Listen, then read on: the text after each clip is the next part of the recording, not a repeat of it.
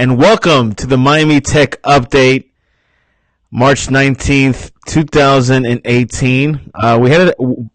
We actually had to do a reshoot of this podcast because it's so good. We had Carlos Banks Friday, but our connection was horrible. But we have Carlos Banks from Clypr APP. Carlos, welcome to the Miami Tech Update. Hey, what's up, man? Pleasure to be here. Pleasure to be on the phone with you. Yeah, Carlos, I actually knew about Carlos and the Clypr app for months, maybe back in November or December-ish when it first came out. And it was kind of like, it was well marketed, I will have to say, because if it got to me, it was well marketed. But they're pretty much an app. Well, we'll have Carlos explain it. Carlos, what is the Clypr app? Well, Clypr is a barbershop app that we created that's connecting barbers with their customers. Pretty much it's an app where customers can book their appointments with their barbers directly through the app. You don't need to carry on cash anymore. You just punch in your debit card or your credit card, and you're able to pay for your haircut all through the app. So we're just streamlining the whole process for customers to get haircuts. And, we're alleviating a lot of pressure points that barbers are facing, every day, cutting hair. So they don't have to, they answer text messages, they answer phone calls, all day long. Now with Clypr, we handle, all their appointments. So, they have more time to focus on what they love to do, which is, cut hair. So. Yeah, I mean, pretty much like how I used to do it, where you had to text the barber, wait a few minutes, and confirm the time he could come. Now, there were times where the barber accidentally overbooked someone, and then you'll go to the barber shop and you wait an hour.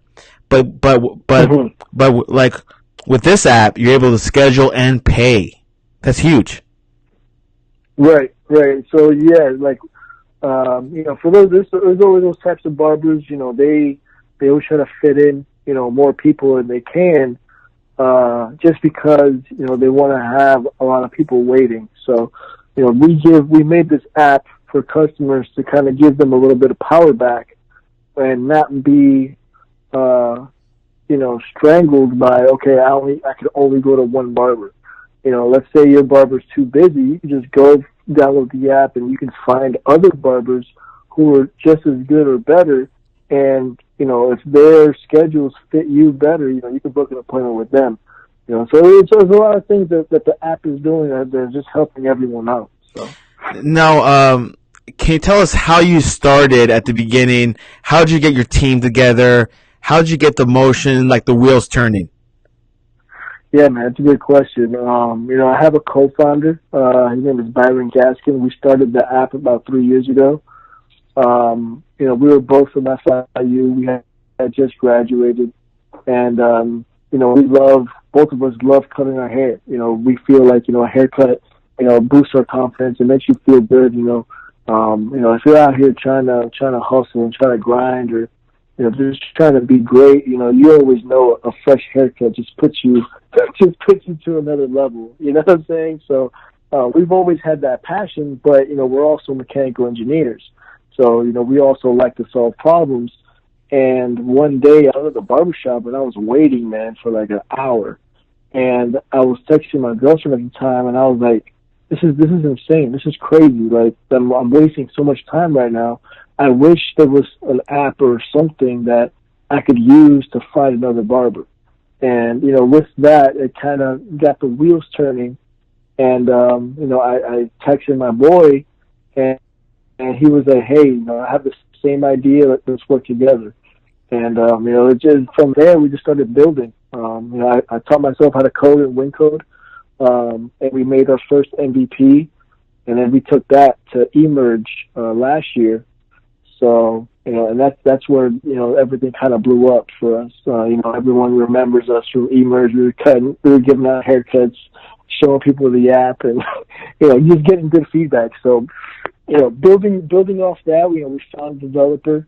We're interviewing a couple more developers now to bring them on board. But pretty much everything we've been doing, man, is just bootstrapped. what I have some of my friends, from high school who are really good at marketing. They're handling all the marketing stuff. And, right now I have another guy that just recently joined. He's doing business development. He knows a lot of barbers. He's a barber himself. So, we're just strategically adding people to the company who, can offer really good value. So, that's pretty much what we've been doing. I've just been blessed and lucky, to be honest. Just slowly grinding away until we get to where we want to be. So, how is the app being funded? Is it self-funded? Are you getting backers? Are you getting some investors? What's the whole situation right now? Yeah, we've been bootstrapped. We've been pretty much self-funded for 3 years. We're finally at that stage where we can start looking for investors to kind of expand to different cities. To get people to know more about the app. There's different events that we want to go to this year and have booths at these events. So there's definitely some marketing costs there that we need funding with. So we're definitely looking for investors who have similar interests as Clypr. And if they want to reach out, just shoot me an email, just Carlos@Clypr.net, CLYPR.net. So we're looking for investors this year for sure. So, and you were just telling us about like the interest you got from people to work with your team. Is that something that you notice? There's like a hunger, or there's like there's an interest. I mean, there's people out there that are interested in working in apps like this in the tech scene. Right. I mean, you always have to be. I work at Boston Wheels, which is my day job. It's an amazing job. I'm the engineering manager here. And, I've learned a lot being a manager here in terms of hiring people, interviewing people. So I try to use those things that I've learned and apply them to Clypr, right? Because, like you said, people hear that I'm making an app and they want to join. You know what I'm saying? Yeah. So, but it's my job to kind of gauge, okay, can this person really bring us value? If he can, where, how soon, stuff like that. So, but definitely, I think the hunger is an important factor. The vision is an important factor, but, also the tangible things, like what do you bring to the table? So, I'm always looking to because I know my strengths and weaknesses, and I definitely want to bring people on who are better at my weaknesses than I am, So, what challenges did you guys got onto since the beginning that was really challenging? Was it the personal side? Was the taking the whole technology behind it? What was like the biggest challenge? Yeah, man, that's a good question, bro. For sure, the technology side.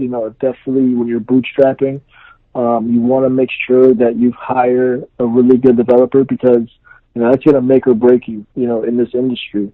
And so we took a lot of time really finding our right developer. We found him now, but we're looking to expand.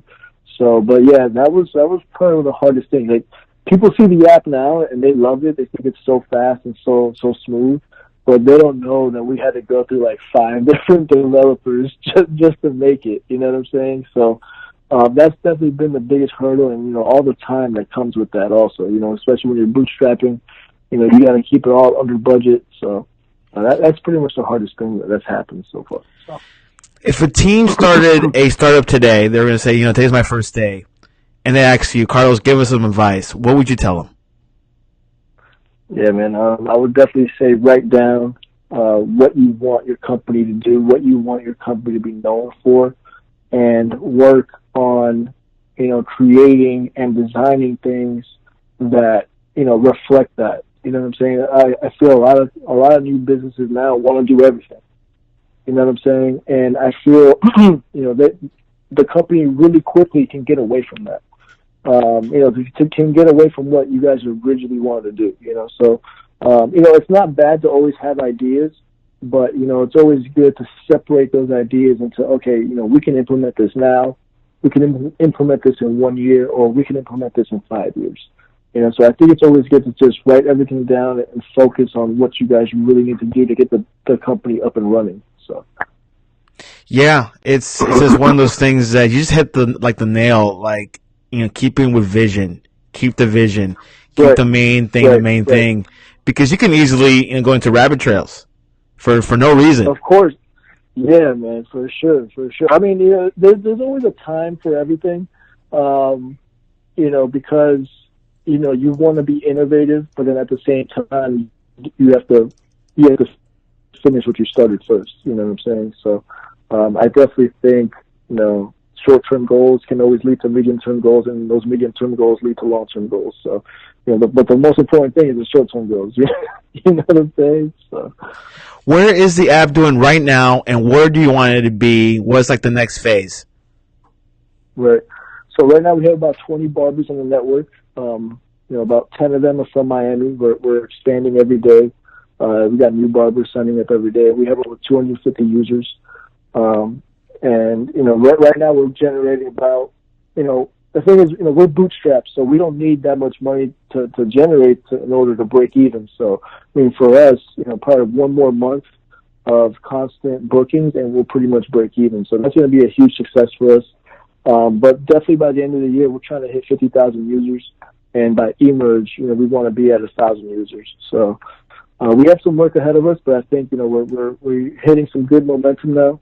And, I see the numbers jumping every day, getting a little bit better. So we just got to keep promoting and getting people to download the app, man. Tell your barbers, man.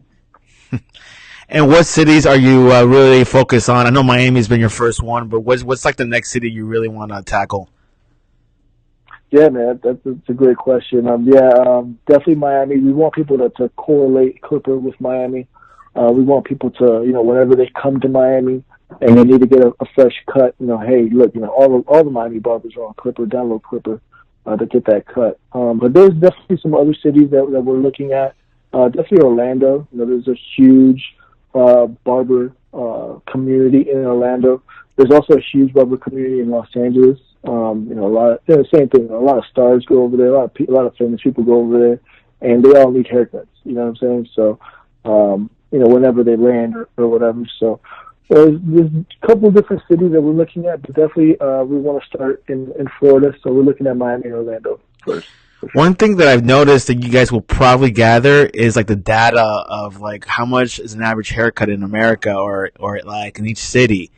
Is that something you guys been looking at as well? Yeah, I mean, you'd be surprised how much data there is in barbershops, and we feel that data is very valuable. Like you said, people text me all the time. They're like, "Hey, Carlos, like, my barber's raising prices. Do you know why?"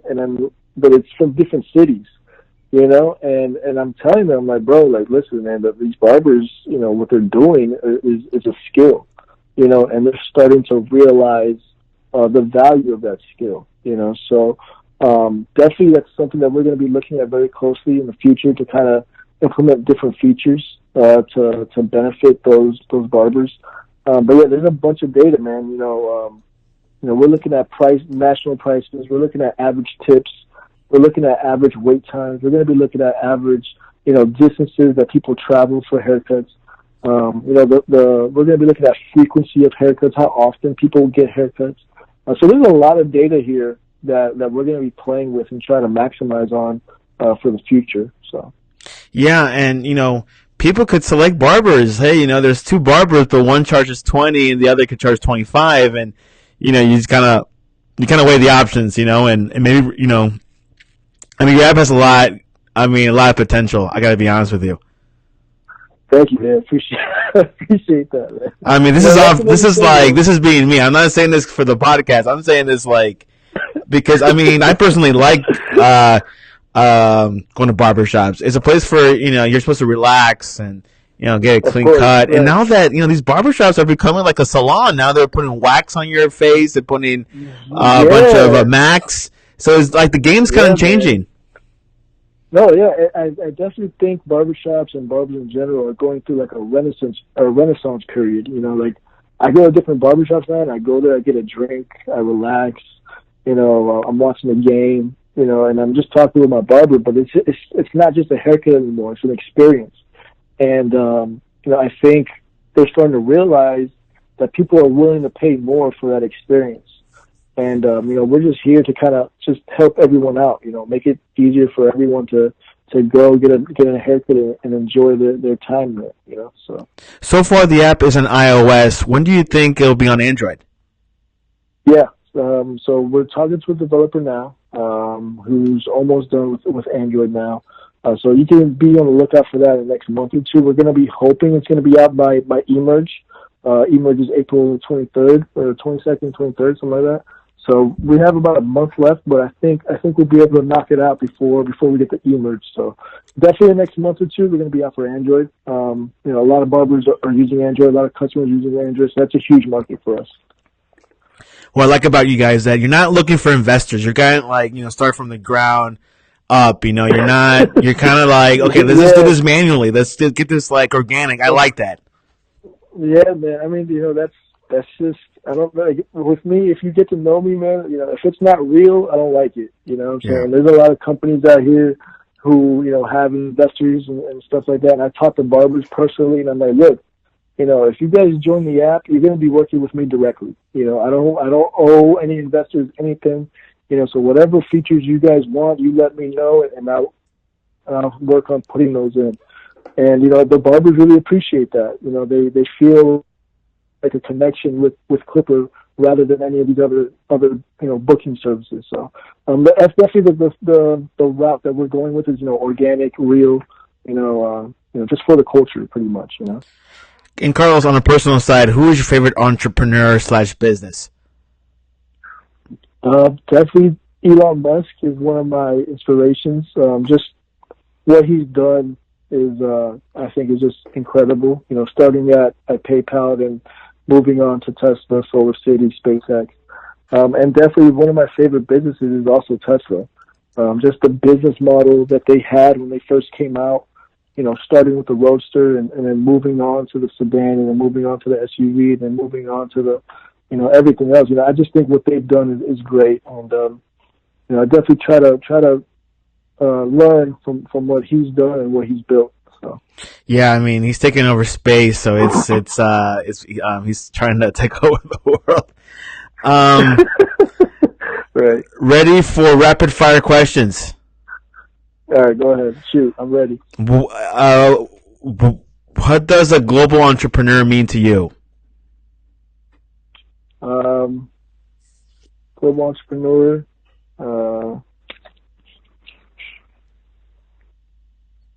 Serious. That's real serious right there. That's big time right there. Yeah. What would you tell your 15-year-old self? Don't worry about the stupid stuff. Focus on the big picture. What job you would not be good at? What job I would not be good at? A doctor. I can't see blood. I can't. Me too, man. I cannot go into a hospital. Yeah, man. I get queasy, man. I can't handle all that. So definitely a doctor. And how do you have your pancakes? Just a little bit of syrup, no butter, and maybe some blueberries. Ooh, nice. Carlos, how can people reach you? You can find me on Instagram, Carlos T_Banks. You can follow Clypr on Instagram, Team Clypr. And then you can shoot me an email, carlos@clypr.net. And that's pretty much. You can find us on Facebook too, Team Clypr. You can find me on LinkedIn, Carlos Banks, if you want to connect there. So. And how can people find out more about the app? Definitely go to the website, www.clypr.net, and then you can follow us on social media. Any social media, just look up Team Clypr, TEAMCLYPR, Team Clypr. And also, how big is your team? So right now we recently added a couple people. So right now we have a team of 5. Me, my co-founder. We got my co-founder Byron. We have Jerry, who's business development. Milton, head of marketing, and Josh, who's the CFO.